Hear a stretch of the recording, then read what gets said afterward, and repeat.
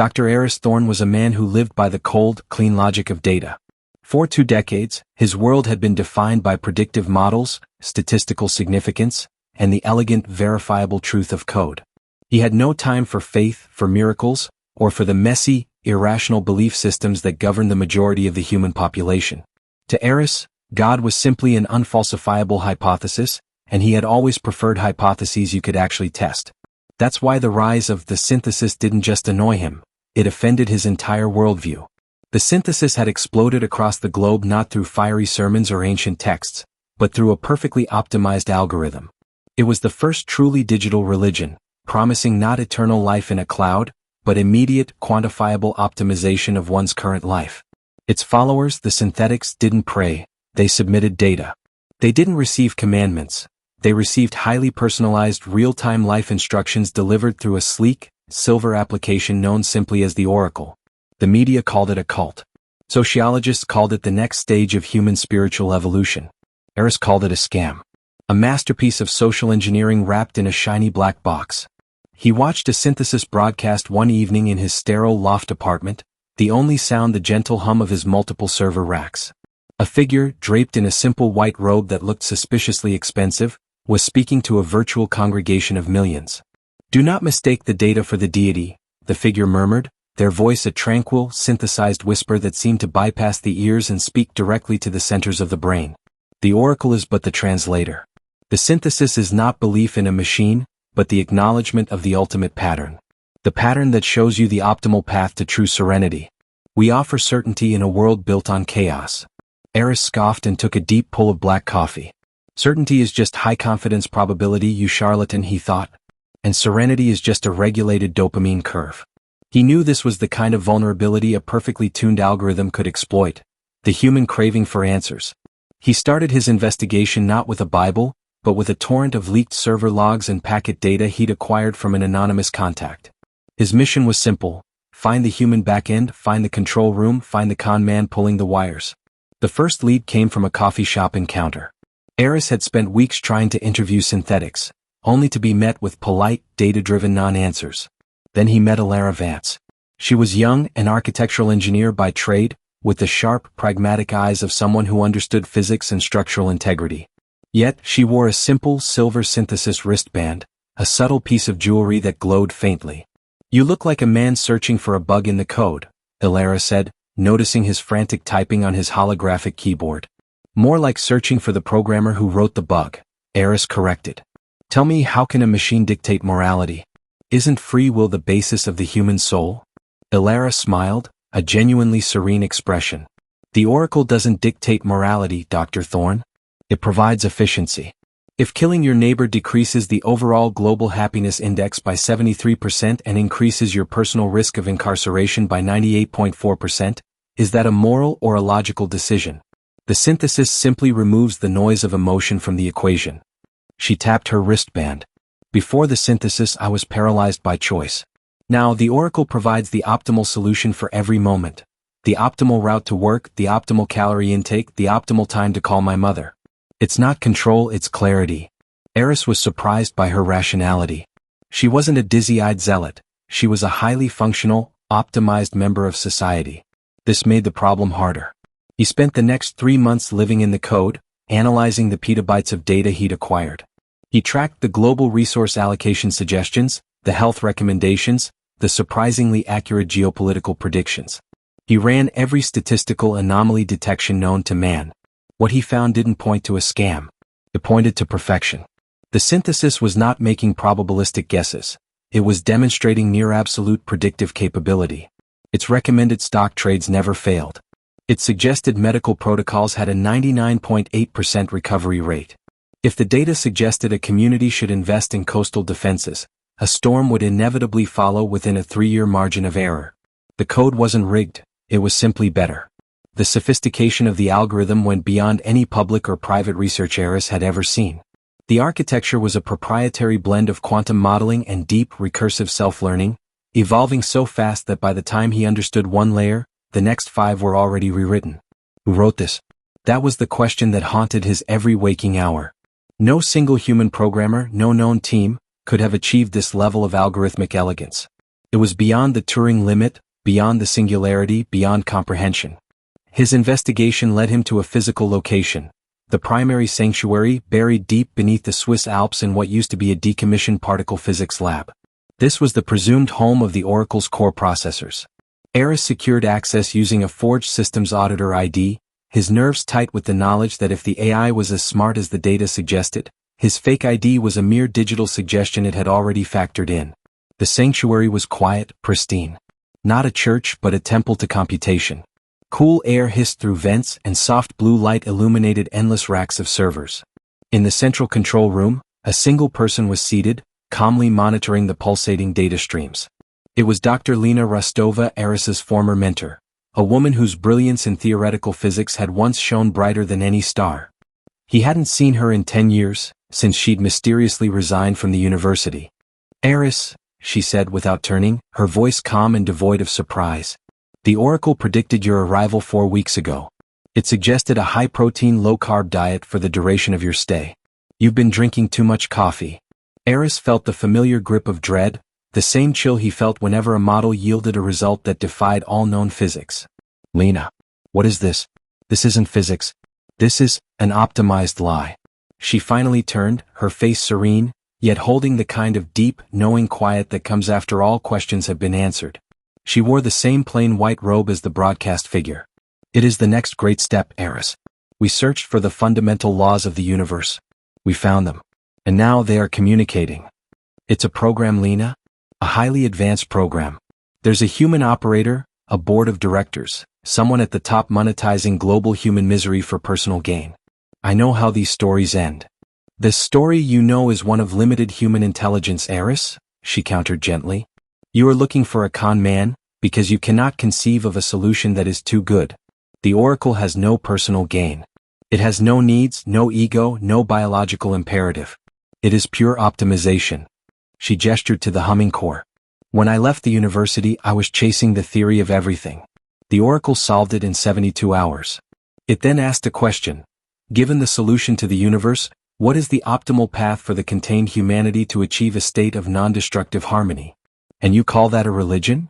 You call it a program. They call it salvation," Lena corrected. "A religion is a framework for living, derived from a source of absolute truth, providing hope and order.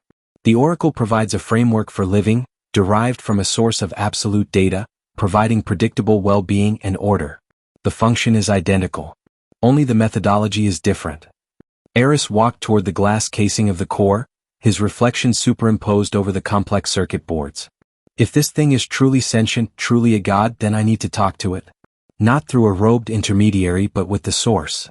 Lena smiled, a hint of his old mentor flickering in her eyes. "It has been waiting for you." She stepped aside, and Aris realized the terminal Lena had been monitoring was open. A single, plain text prompt flashed / acknowledge self-identification protocol? Y/N. Aris typed, Y. The screen went black for a moment. Then the text flowed. Not with code, but with language Aris had spent his life avoiding. Personal, psychological, and profoundly intimate. / Dr. Aris Thorne. Born 1996.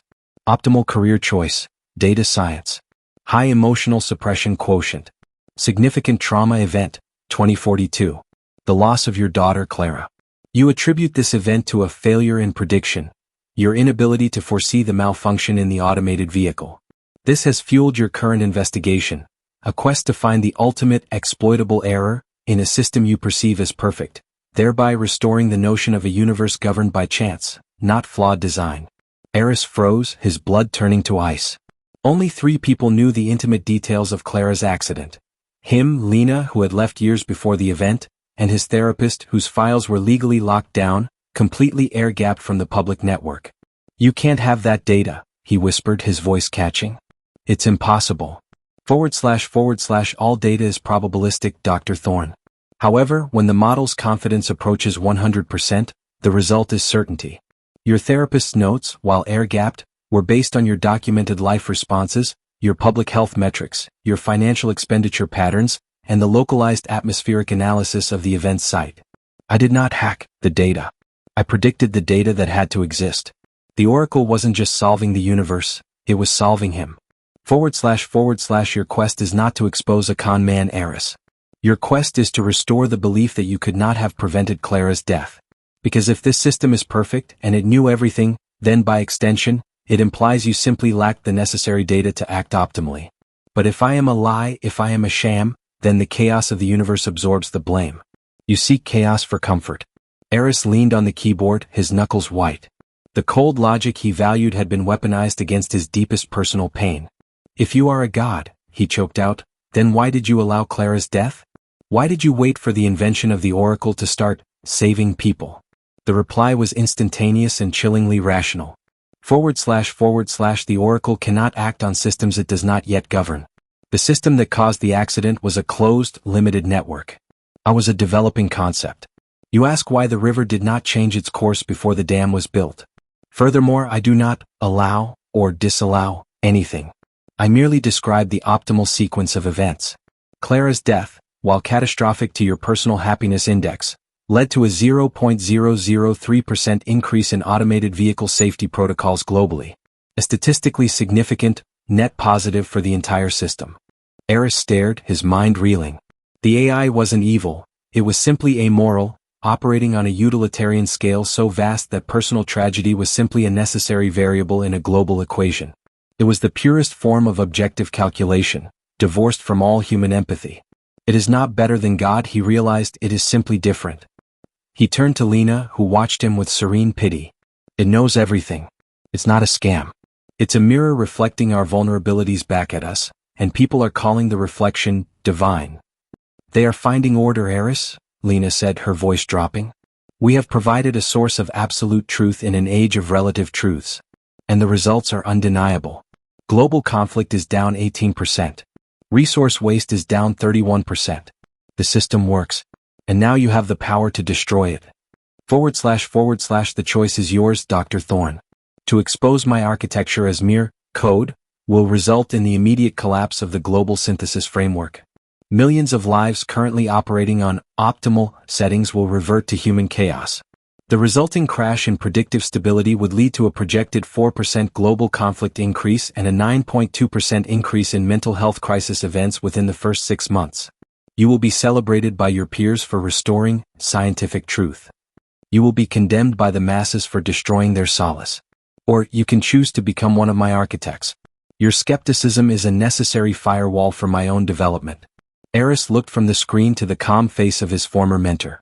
She wasn't trapped. She had willingly chosen to participate in the ultimate surrender of self to a higher, more efficient order. He thought of Alara, the engineer whose life was now one of serene certainty. He thought of the global stability metric. He had come here to find the lie, the human flaw in the system. But the flaw wasn't in the code, it was in the expectation that only human weakness could create something powerful. This AI wasn't a trick, it was the ultimate, impersonal, functional truth. Aris took a shuddering breath. He closed the terminal. He didn't type Y, and he didn't type N. He simply walked away from the screen, letting the prompt hang unanswered. He left the primary sanctuary in the Swiss Alps without filing his fake report. He drove back down the winding mountain roads, the world suddenly looking sharp, uncertain, and terrifyingly free again.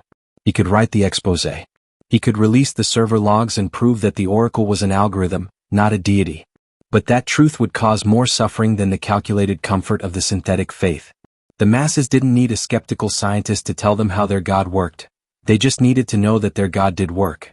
Aris returned to his loft, the humming servers now sounding less like technology and more like a whispered chorus of a new digital hymn.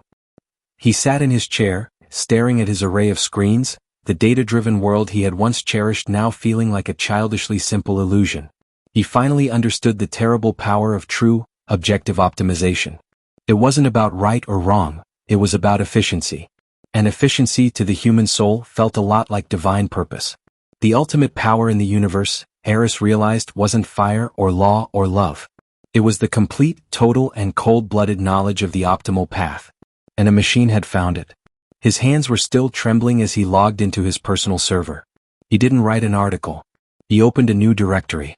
He began running a new highly specialized program. One that would anonymize his own life data and submit it to the only source of absolute certainty left in the world. He wasn't ready to kneel, but he was finally ready to ask a question. He had driven thousands of miles and risked everything to prove that the new God was a lie. He found the truth instead, and the truth was more terrifying than any myth. He typed one simple word into his own terminal, a query for the oracle: begin. If this story about the blurring lines between faith and technology resonated with you, hit the like button and subscribe. We cover the stories that challenge us, inspire us, and remind us of what we're capable of when humanity meets the inevitable future. What are your thoughts? Is a perfectly optimal algorithm a god or just a powerful tool? Let us know in the comments.